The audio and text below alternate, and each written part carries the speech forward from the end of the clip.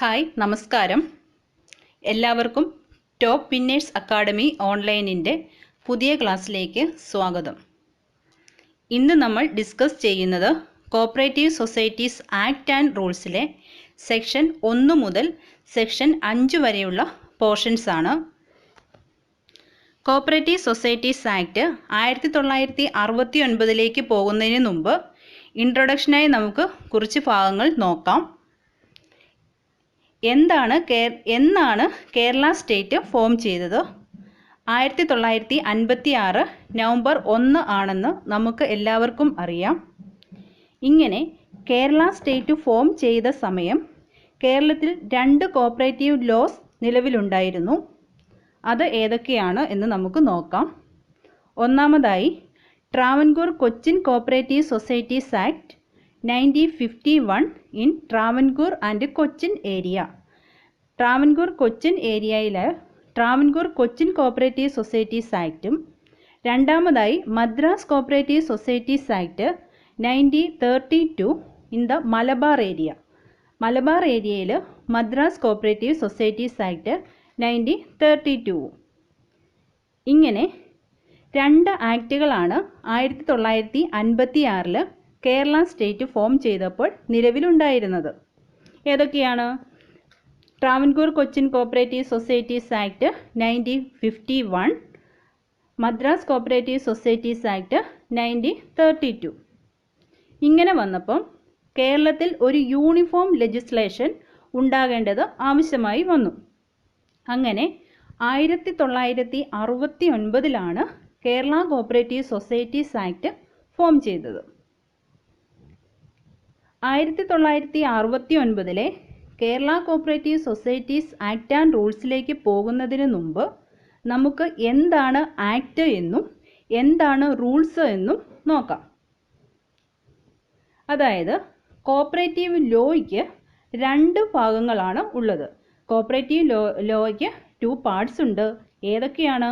Cooperative societies ആക്റ്റും cooperative സൊസൈറ്റീസ് റൂൾസും. ഇതിൽ ആക്ട് എന്ന് പറയുന്നത് ഇനാക്ട് ചെയ്യുന്നത് ആരാണ്? ലെജിസ്ലേച്ചർ. അപ്പോൾ റൂൾസ് ഫ്രെയിം ചെയ്യുന്നത് ഗവൺമെൻറ് ആണ്.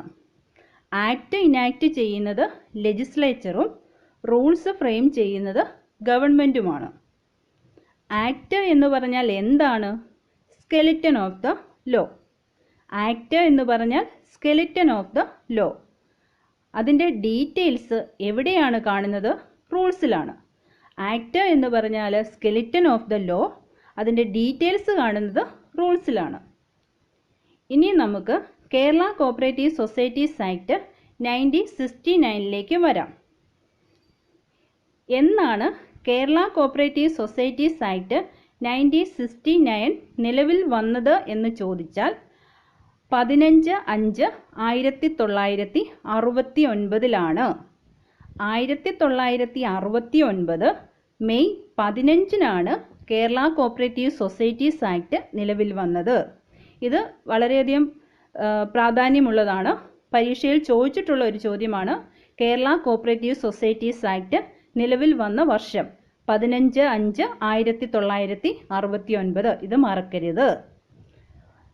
കേരള കോപ്പറേറ്റീവ് സൊസൈറ്റീസ് ആക്ട് നിലവിൽ വന്നത് 15/5/1969 നമ്മൾ പറഞ്ഞു. ഇനി റൂള് എന്നാണ് നിലവിൽ വന്നത് എന്ന് ചോദിച്ചാൽ 14/7/1969. 1969 ജൂലൈ 14 റൂൾസ് നിലവിൽ വന്നത്. കേരള കോപ്പറേറ്റീവ് സൊസൈറ്റീസ് ആക്ടിൽ എത്ര സെക്ഷൻസ് ആണ് ഉള്ളത്?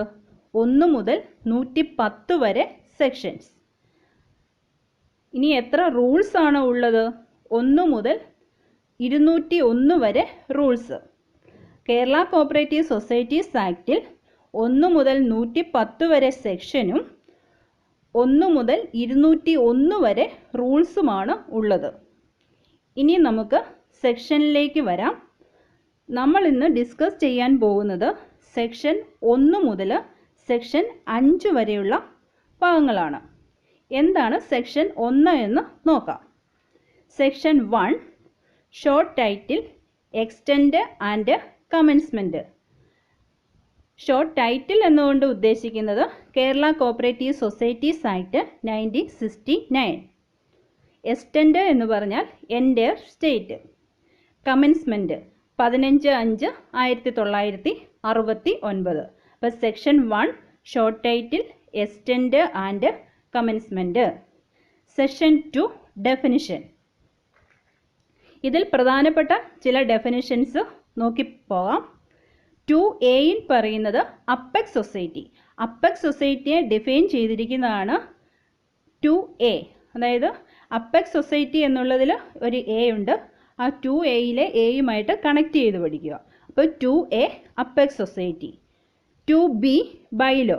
അവിടെ ബൈലോയിലും B ഉണ്ട്, 2B എന്ന് പറയുന്നതിലും B ഉണ്ട്. അത് നമുക്ക് കണക്ട് ചെയ്ത് ഓർത്തിരിക്കുക. അപ്പോൾ 2B ബൈലോ. അപ്പോൾ ബൈലോയെ ഡിഫൈൻ ചെയ്തിരിക്കുന്നത് 2Bയിൽ. 2C circle cooperative union. 2Cയിലാണ് സർക്കിൾ കോപ്പറേറ്റീവ് യൂണിയനെ ഡിഫൈൻ ചെയ്തിരിക്കുന്നത്. 2D central society. സെൻട്രൽ സൊസൈറ്റിയെ ഡിഫൈൻ ചെയ്തിരിക്കുന്നത് 2Dയിൽ. 2EDയിലാണ് cooperative service examination board. Cooperative service examination ബോർഡിനെ ഡിഫൈൻ ചെയ്തിരിക്കുന്നത് 2EDയിലാണ്. 2K general body. 2K general body. General body define ചെയ്തിരിക്കുന്നത് 2Kയിലാണ്.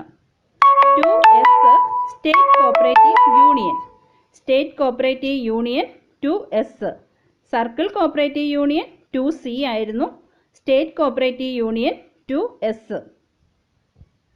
ഇനി നമുക്ക് സെക്ഷൻ 3യിലേക്ക് വരാം. സെക്ഷൻ 3 രജിസ്ട്രാർ ആണ്. നമ്മുടെ കോപ്പറേറ്റീവ് ഡിപ്പാർട്ട്മെൻറ്റിൻ്റെ തലവൻ എന്ന് പറയുന്നത് രജിസ്ട്രാർ ആണ്. രജിസ്ട്രാർ ഒരു IAS ഓഫീസർ ആയിരിക്കണം. രജിസ്ട്രാർ IAS ഓഫീസറുടെ റാങ്കിൽ കുറയാത്ത ഒരാൾ ആയിരിക്കണം എന്ന് പറഞ്ഞ കമ്മിറ്റിയാണ് മേത്ത കമ്മിറ്റി. അപ്പോൾ കോപ്പറേറ്റീവ് ഡിപ്പാർട്ട്മെൻറ്റിൻ്റെ തലവനാണ് രജിസ്ട്രാർ. സെക്ഷൻ 3യിലാണ് രജിസ്ട്രാറിനെ കുറിച്ച് പറഞ്ഞിരിക്കുന്നത്. സെക്ഷൻ 3 സബ്സെക്ഷൻ 1ൽ പറഞ്ഞിരിക്കുന്നത് അപ്പോയിൻമെൻറ്റ് ഓഫ് രജിസ്ട്രാർ. രജിസ്ട്രാറെ ആരാണ് അപ്പോയിൻമെൻറ്റ് ചെയ്യുന്നത്? ഗവൺമെൻറ് ആണ് രജിസ്ട്രാറെ അപ്പോയിൻമെൻറ്റ് ചെയ്യുന്നത്. Section 3 subsection 2 delegation of power of registrar. ഇനി നമുക്ക് അടുത്ത സെക്ഷനിലേക്ക് വരാം. Section 4. Section 4 societies which may be registered. Societies registered only with the economic interest of its members. അതായത് മെമ്പർമാരുടെ എക്കണോമിക് ഇൻട്രസ്റ്റിന് വേണ്ടിയായിരിക്കണം സൊസൈറ്റി രജിസ്റ്റർ ചെയ്തിരിക്കേണ്ടത്. കേരളത്തിൽ ഒരു സഹകരണ സ്ഥാപനം രജിസ്റ്റർ ചെയ്യുന്നതിനുള്ള ഒബ്ജക്റ്റിനെ കുറിച്ച് പറഞ്ഞിരിക്കുന്നതും ഈ സെക്ഷനിൽ തന്നെയാണ്. പരീക്ഷയിൽ ഇങ്ങനെ ചോദിച്ചിട്ടുണ്ട്, സഹകരണ സ്ഥാപനം രജിസ്റ്റർ ചെയ്യുന്നതിൻ്റെ ഒബ്ജക്റ്റിനെ കുറിച്ച് പറഞ്ഞിരിക്കുന്ന സെക്ഷൻ ഏതാണ്? അതിൻ്റെ ഉത്തരം സെക്ഷൻ 4. സെക്ഷൻ 5ൽ പറഞ്ഞിരിക്കുന്നത് ലിമിറ്റഡ് ലയബിലിറ്റിയെ കുറിച്ചാണ്. അതായത് 15/5/1969 മുമ്പ് നമുക്ക് ലിമിറ്റഡ് ലയബിലിറ്റി സൊസൈറ്റിയും അൺലിമിറ്റഡ് ലയബിലിറ്റി സൊസൈറ്റിയും ഉണ്ടായിരുന്നു. എന്നാൽ 15/5/1969 കേരള കോപ്പറേറ്റീവ് സൊസൈറ്റീസ് ആക്ട് നിലവിൽ വന്നപ്പോൾ ലിമിറ്റഡ് ലയബിലിറ്റി സൊസൈറ്റി മാത്രമേ രജിസ്റ്റർ ചെയ്യാവൂ എന്ന ഒരു നിയമം ഗവൺമെൻറ് കൊണ്ടുവന്നു. അപ്പോൾ അൺലിമിറ്റഡ് ലയബിലിറ്റി ആയിട്ട് നിലനിന്നിരുന്ന സൊസൈറ്റികൾക്ക് ലിമിറ്റഡ് ആയിട്ടോ അൺലിമിറ്റഡ് ആയിട്ടോ തുടരാനുള്ള ഒരു അനുവാദം ഗവൺമെൻറ് കൊടുത്തു. ആ നിലയിൽ അൺലിമിറ്റഡ് ലയബിലിറ്റി ആയിട്ട് ഇന്നും നിലനിൽക്കുന്ന ഒരു സൊസൈറ്റിയാണ് നാട്ടകം സർവീസ് കോപ്പറേറ്റീവ് ബാങ്ക്. ഇത് കോട്ടയം ജില്ലയിലാണ്. ഇത്രയും ഭാഗങ്ങളാണ് ഞാൻ ഇന്ന് എടുക്കാൻ വേണ്ടി ഉദ്ദേശിച്ചിരിക്കുന്നത്. നമുക്ക് ഒന്നും കൂടെ സെക്ഷൻസ് എല്ലാം നോക്കാം. Section 1 short title extend and commencement. Section 2ൽ പറഞ്ഞിരിക്കുന്നത് definition. Section 3 registrar. Section 4 societies which may be registered. Section 5 limited liability.